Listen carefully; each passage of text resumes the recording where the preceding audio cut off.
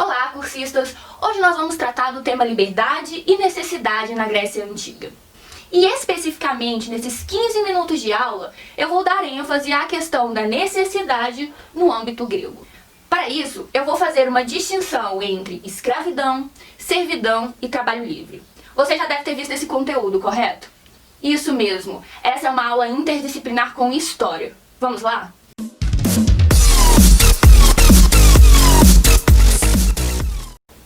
Para começar, eu preciso explicar o que era a polis grega.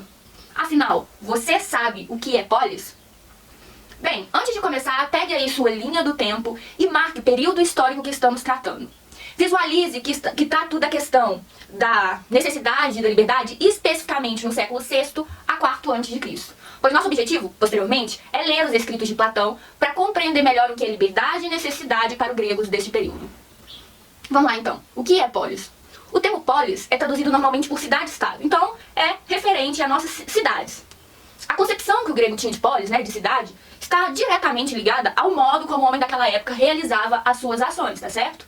Então, o estudo deste termo também nos ajuda a compreender a história e as dificuldades da organização dos povos gregos.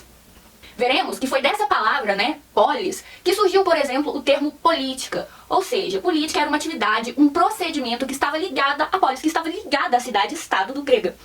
Para que a gente entenda então isso, a questão da escravidão, da necessidade da liberdade, eu tenho que dizer que a noção original de cidade-estado é bem distante de nós.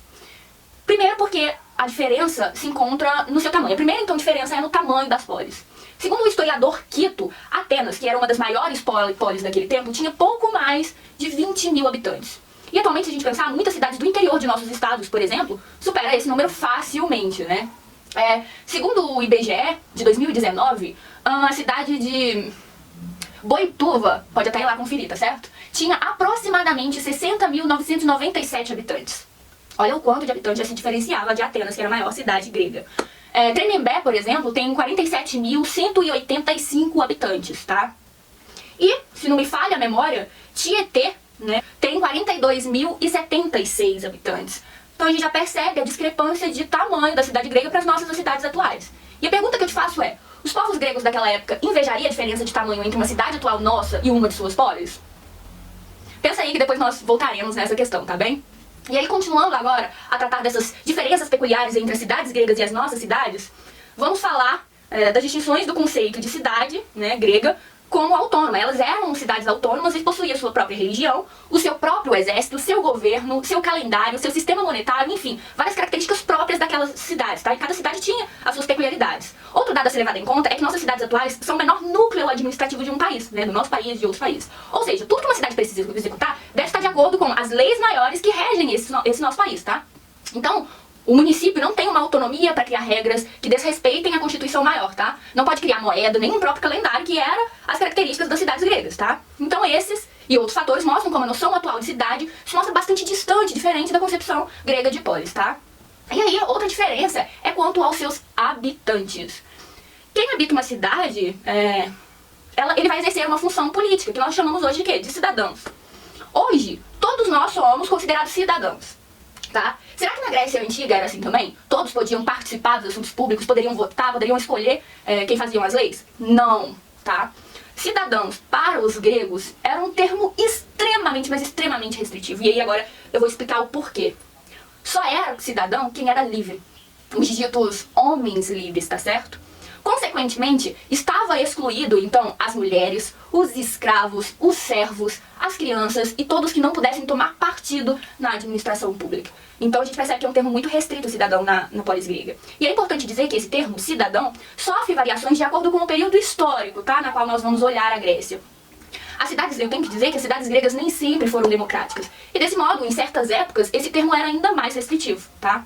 E aí, no livro A Cidade Grega, o Glotz, ele nos alerta para essa mutabilidade do termo. O termo cidadão, então, era muito mutável, dependendo da época que a gente olhar a Grécia, tá? Em certo momento histórico, a Constituição de Atenas foi reformada e passaram a ser considerados cidadãos atenienses somente os filhos cujos pais fossem nascidos em Atenas. E aí essa foi uma formulação proposta por Péricles, tá? Em meados aí do século V a.C., na Constituição ateniense. E com essa referência, né, que o Glotz traz pra gente, a gente percebe que a antiga Grécia era constituída por inúmeras polis e a formação dessas unidades administrativas autônomas pode ser explicada por 3 fatores, tá? Isso como referência do historiador Quito, que pesquisou e desenvolveu e percebeu que há fatores históricos, geográficos e, consequentemente, também econômicos que fizeram com que as polis fossem daquela forma, tá? Contudo, o autor vai chamar a atenção para o fato de a formação se ligar muito mais ao caráter do povo grego do que a qualquer outra coisa, tá? Sabemos que, naquele tempo, a vida social era muito inconstante e que várias guerras aconteciam motivadas pela disputa de terras, tá certo? Acredita-se, então, que a polis foram formadas, as cidades foram formadas por sucessões de acontecimentos deste tipo. Devido a inúmeras guerras, os povos foram se organizando em sociedades que eram razoavelmente autossuficientes, né? Elas eram autônomas. Com o intuito de quê, gente? De proteger os povos que ali residiam das invasões estrangeiras. A gente pode dizer que formava-se uma espécie de quartel-general, que eles denominaram de quê? Acrópole. A Acrópole era a parte mais alta da cidade e ela então protegia os seus indivíduos, tá? Ela protegia dos invasores e era também o centro das assembleias e de cultos religiosos, tá? Essa é a explicação histórica para a formação da polis que o historiador Quito nos ofereceu, tá bom? E aí, existem também as questões econômicas e geográficas que implicaram no surgimento dessas cidades, dessas polis, tá? Sempre que eu falar de polis, lembrando que estou falando de cidades. E ao olharmos a configuração geográfica da Grécia, podemos perceber um território extremamente montanhoso e uma grande quantidade de ilhas, né, que fazem parte da região. O que à época era um enorme empecilho para a comunicação entre as cidades, né? A gente tem que lembrar novamente, e eu vou frisar novamente, porque nunca é demais lembrar, que nós estamos tratando de um período que vai dos séculos VI a IV a.C., no qual, no meio de transporte e de comunicação, né, no qual os meios de transporte e comunicação eram extremamente precários e primitivos, né? Não tinha como eu ter acesso rapidamente aos outros territórios. Desse modo, essas barreiras naturais impostas aos gregos tornavam o comércio muito difícil. E, portanto, eles vão se aglomerar em sociedades e produzir tudo o que era razoavelmente necessário para a sua subsistência, tá certo? Logo, são esses fatores geográficos que contribuíram para a formação da polis. E aí a gente vai voltar à questão anterior, tá? Os povos gregos daquela época invejariam a diferença de tamanho entre uma cidade atual e uma de suas polis? Já pensou aí? Vamos lá. Pensem aí. Bom, não. Eles nunca invejariam o tamanho das nossas polis. Pois uma cidade grande, sem autonomia, como eu falei, não promoveria o quê? Uma participação de todos os cidadãos nos assuntos públicos. O que não efetivariam que eles consideram ser a liberdade, tá? Opa, eu já dei aí uma dica então do que é ser livre para os gregos. Ser livre é participar em conjunto das questões públicas. E a questão é que os gregos acreditavam que uma polis ideal deveria ter no máximo 5.000 habitantes. Logo, eles não vão ter inveja dos tamanhos das nossas cidades, tá certo? Porque com 5.000 habitantes, a possibilidade de participação era muito maior. Calma aí, que a intenção agora é retornar e falar da questão da necessidade, tá?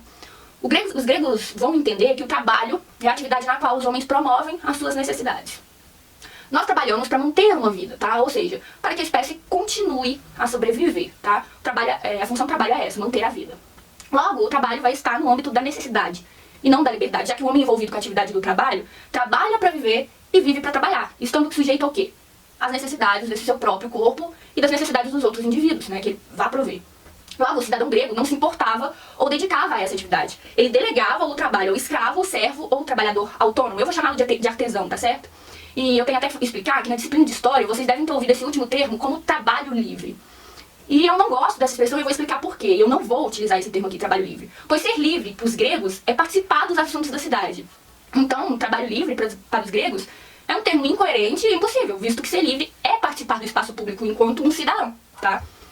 E por isso, então, não vamos utilizar aqui trabalho livre, tá? Vamos utilizar o termo artesão. Então, vamos lá, vamos conceituar escravo, servo e artesão. O escravo era propriedade do seu dono, tá? E ele vai dedicar a atividade do trabalho como forma de vencer a necessidade da família a qual ele pertencia. Além disso, tá bem? O seu dono podia usar da força e da violência para que o escravo o libere da necessidade da vida. Ele sendo liberado da necessidade da vida, o que ele pode fazer? Ele pode tornar-se livre para participar do espaço público e tornar-se um cidadão. E aí, segundo Hannah Arendt, ser pobre ou ter mal saúde significa estar sujeito à necessidade física, tá? E ser um escravo significa estar sujeito também à violência praticada pelo homem. Então o escravo tem essa peculiaridade da violência, tá? E aí, assim, um homem livre e pobre, ele vai preferir o quê? A insegurança de um mercado de trabalho que mudasse diariamente, tá? A uma ocupação regular e garantida. Olha que loucura. E por que ele vai preferir essa instabilidade do mercado a um emprego garantido, digamos assim? Porque ter uma ocupação regular o restringiria de ser livre e fazer o que desejasse a cada dia. Então isso já era considerado para os gregos como uma servidão, tá? Logo, até um trabalho muito árduo e penoso era preferível à vida tranquila de muitos servos e escravos domésticos, tá? E aí há uma discussão entre Sócrates e Euteros, tá? No livro do Xenofontes, que é muito interessante para explicar o que eles pensavam sobre isso. E a questão é que Euteros é forçado pela necessidade a trabalhar com o seu corpo. E está seguro de que seu corpo não poderá suportar esse tipo de vida durante muito tempo e também de que será um indigente na velhice, tá? E aí, ele ainda afirma que acha melhor trabalhar do que mendigar, mesmo que no final da vida ele seja um indigente e que o seu corpo não aguente esse trabalho árduo. E aí, ao ouvir isso, o Sócrates propõe que ele procure alguém que esteja em melhores condições e precise, consequentemente, de um ajudante nos seus afazeres. E aí, o Euteros responde que ele não suportaria a escravidão. Olha que interessante isso, tá? E aí, é preciso ressaltar também que no tempo de Solon, a escravidão era considerada a pior morte. Ser escravo era então uma morte. Uma morte por quê? Pra cidadania, tá? E desde então, o amor à vida, né? Ter um amor à vida e a covardia passaram a serem identificadas também como um servilismo. Assim, Platão pôde acreditar ter demonstrado o servilismo natural dos escravos pelo fato de estes não terem preferido a morte à escravidão. Isso está lá na República, tá bem? E aí convém lembrar que a maioria dos escravos era de inimigos derrotados e que geralmente só uma pequena porcentagem era constituída de escravos natos, tá bem? Enquanto na República Romana os escravos eram, em sua totalidade, trazidos de fora das fronteiras do domínio romano, os escravos gregos, tá, eles eram geralmente desculpa, da mesma nacionalidade que os seus senhores. E aí a gente já percebe uma distinção entre as duas polis, tá? E eles acreditavam, então, que haviam demonstrado a natureza escrava desses habitantes por eles não terem cometido suicídio ou se rebelado. E como a coragem era a virtude política por excelência, eles haviam demonstrado com isso que o quê? Que havia uma indignidade natural e que eles não poderiam, que eles não tinham capacidade de serem cidadãos, tá? Consequentemente, estava justificada a escravidão para Platão, tá? O fato de que o homem livre se diferencia do escravo por meio da coragem parece ter sido um tema também do poeta cretense Híbrias, tá? No poema, ele diz da seguinte forma: minhas riquezas são a lança, a espada e o belo escudo. Mas aqueles que não ousaram valer-se da lança, da espada e do belo escudo, que protegem o corpo, prostram-se de joelhos, assombrados, e me chamam de Senhor e Grande Rei. Então tá aí a distinção entre os escravos e aqueles que eram considerados cidadãos, tá? Então, é isso. Os escravos são esses homens que estão sujeitos à força e à violência do seu dono para prover as necessidades básicas da família a que ele pertence, tá? Sendo geralmente um inimigo de guerra. E sua escravidão é também justificada pela falta de coragem e amor à vida. Eles preferem ser escravos a perder a vida, enquanto cidadão não. Ele prefere morrer do que ser escravo, tá? Os servos eram indivíduos que se sujeitavam às ordens de outros e eles perdem as suas liberdades em troca de uma vida em que suas necessidades básicas sejam supridas, tudo bem? Estes, diferentes dos escravos, não são forçados ou violentados para executar a ordem do seu senhor. Por fim, nós temos quem? O artesão, que lá na história vocês veem como um trabalhador livre, tá? Ele vai oferecer um produto fabricado pelas suas mãos aos indivíduos da polis. Uma cama, um sapato, enfim. Mas ele não vai se sujeitar à ordem de ninguém. E aí, por que não é trabalhador livre? Porque enquanto ele trabalha, ele está no âmbito da necessidade, tá? Então não tem liberdade aí nessa atividade. Mas se ele possui tempo para participar das questões políticas, ele vai se tornar livre. Então não é trabalho livre. Pois para os gregos, aquele que se ocupa de prover apenas seu sustento, ele nunca jamais será livre, tá? Mas se ele conseguir participar das discussões públicas, ele torna-se imediatamente livre. Dá para entender essa questão? A gente vai ver melhor ela no próximo vídeo, tá bem?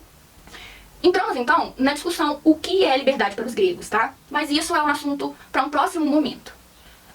O que eu quero é que vocês entendam muito bem essa distinção entre escravo, servo e o artesão, tá? E entender que no âmbito da necessidade não há liberdade, tá bem? E aí eu quero ver você na próxima aula. Estude muito, vou deixar algumas questões para você. Um forte abraço e até o próximo vídeo.